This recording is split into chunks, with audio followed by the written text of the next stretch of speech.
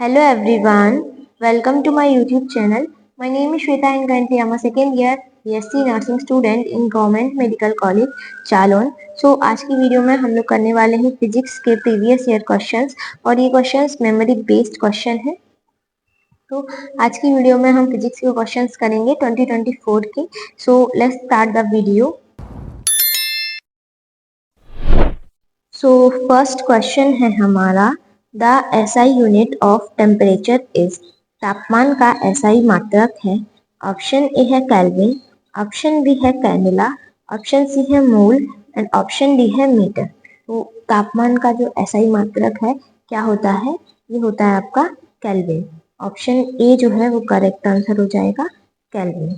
अगर हम बात करें सी नेट की बेस्ट बुक की, तो ये बुक है यहाँ पे चक्षु पब्लिकेशन के थ्रू रिलीज़ की गई है। इस बुक का नाम है यूपी सी नेट, जो कि आपकी एक परफेक्ट स्टडी गाइड है। इसमें आपको physics, chemistry, biology, nursing aptitude और इंग्लिश ग्रामर सारे सब्जेक्ट्स के चैप्टर वाइज एमसीक्यू मिल जाएंगे। साथ ही साथ इन एमसीक्यूज़ का आपको सॉल्यूशन भी मिल जाएगा। जैसे ये आपका चैप्टर है फिजिक्स का मापन, मेजरमेंट, तो इसमें आपको चैप्टर के पूरे नोट्स मिल जाएंगे। जो इम्पॉर्टेंट पॉइंट्स हैं सारे कुछ इसमें मेंशन किए हुए हैं। उसके बाद आपको उस चैप्टर से रिलेटेड जितने भी एमसीक्यूज़ हैं उसके साथ साथ एमसीक्यू का आपको सॉल्यूशन भी दिया हुआ है, जैसे कि आप देख सकते हैं।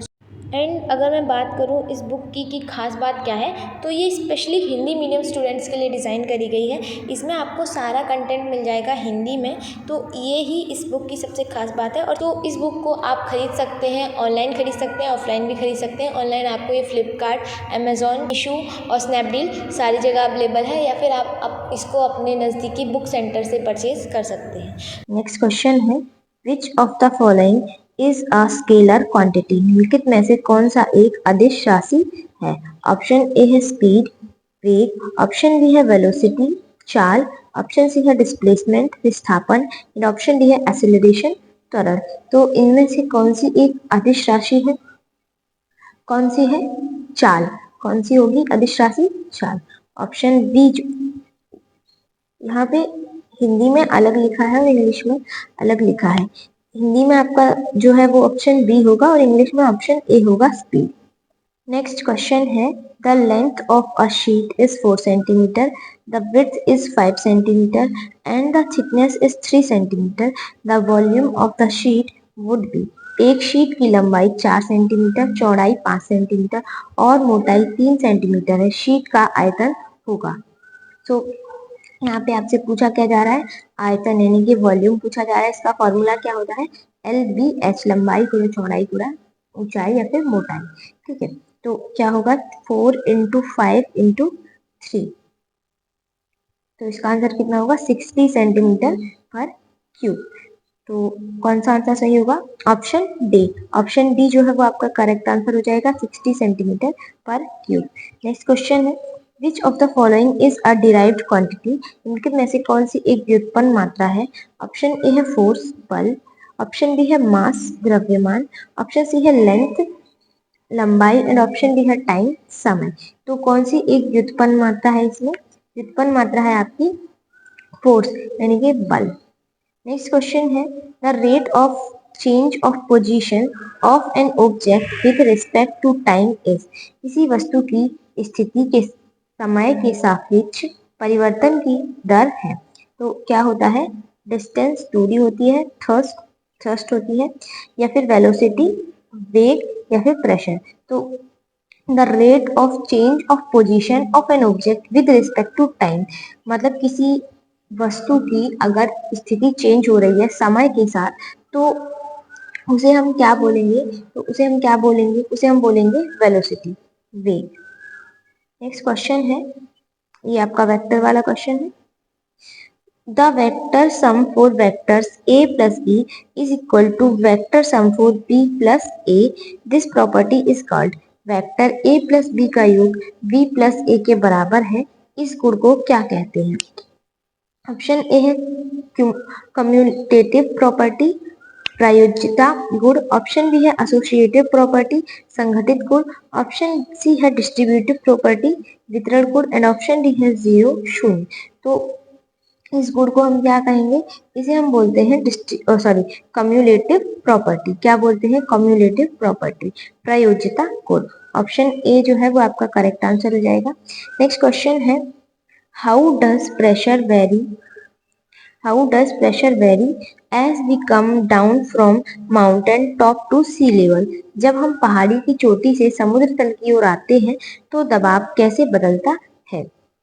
ऑप्शन ए है इंक्रीजेस, ऑप्शन बी है डिक्रीजेस, ऑप्शन सी है रिमेन सेम, समान रहता है, एंड ऑप्शन डी है डिपेंड्स ऑन वेदर, मौसम पर निर्भर करता है। तो जब हम बहुत ज्यादा ऊंचाई से एकदम नीचे आते हैं जमीन की तरफ, मतलब ऊपर से नीचे आते हैं, तो जो प्रेशर होता है वो कैसा होता है, वो एकदम से प्रेशर जो होता है वो इंक्रीज होता है, बढ़ता है।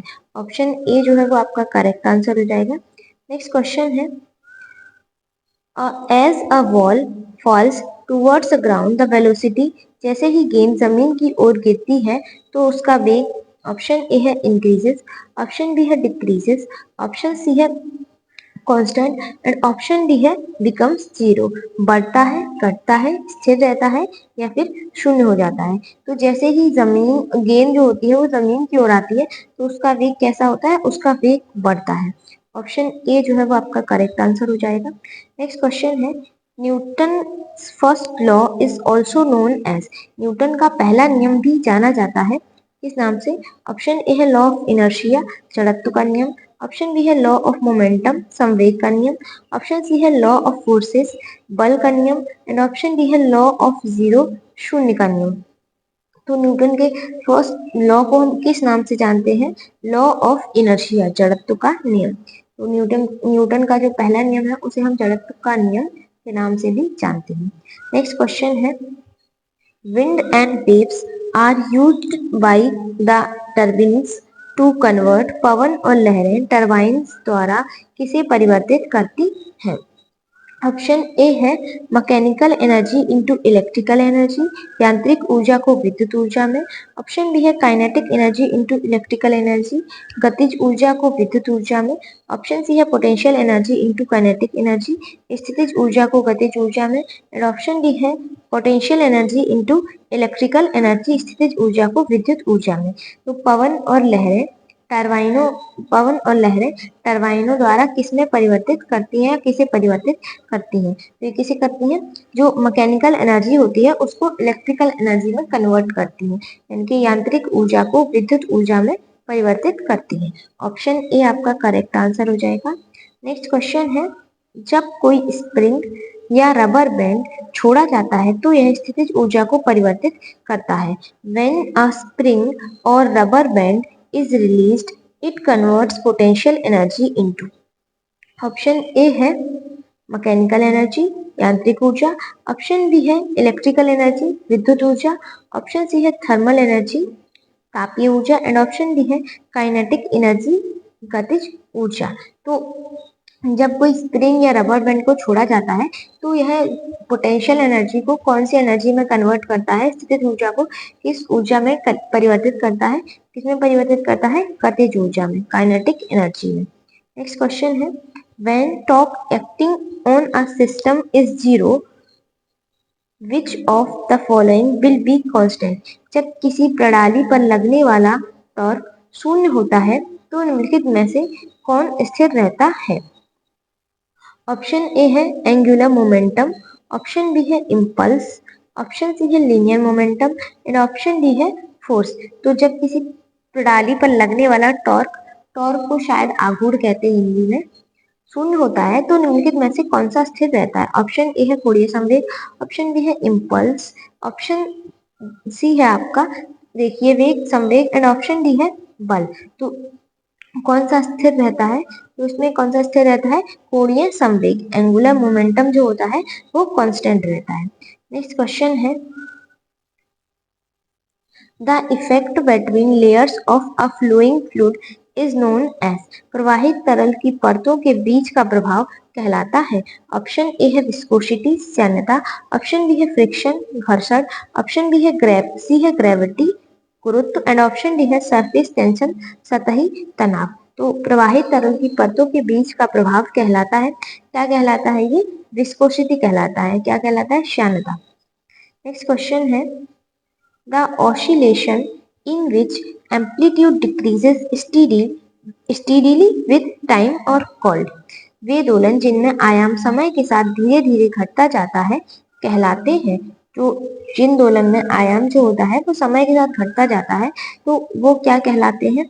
ऑप्शन ए है नेचुरल ऑसिलेशन, ऑप्शन बी है फ्री ऑसिलेशन, ऑप्शन सी है damped oscillation and option D है फोर्स्ड ऑसिलेशन। हिंदी में भी एक बार देख लेते हैं। ऑप्शन ए है प्राकृतिक दोलन, ऑप्शन बी है मुक्त दोलन, ऑप्शन सी है क्षीण दोलन एंड ऑप्शन डी है वाद्य दोलन।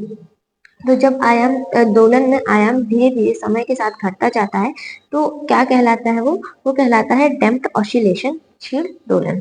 नेक्स्ट क्वेश्चन है sound passes from one place to another in the form of. ध्वनि एक स्थान से दूसरे स्थान तक किस रूप में पास होती है। ऑप्शन ए है रेज किरणें, ऑप्शन बी है वेव्स तरंगे, ऑप्शन सी है एनर्जी ऊर्जा एंड ऑप्शन डी है लाइट प्रकाश।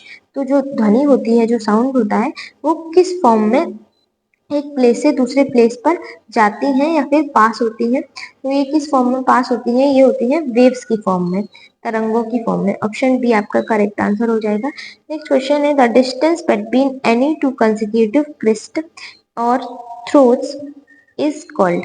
किसी दो क्रमिक शिखर या गर्त के बीच की दूरी को कहते हैं। ऑप्शन ए है फ्रीक्वेंसी आवृत्ति, ऑप्शन बी है पीरियड अवधि, ऑप्शन सी है वेवलेंथ तरंग दैर्ध्य एंड ऑप्शन डी है चरण अंतर फेज डिफरेंस। तो दो कंसेक्यूटिव जो क्रस्ट होती हैं और थ्रोस्ट होती हैं उनके बीच की जो दूरी होती है उसे हम क्या कहते हैं, उसे हम बोलते हैं वेव लेंथ या फिर तरंग दैर्ध्य। सो आज की वीडियो के लिए इतने ही क्वेश्चंस हैं।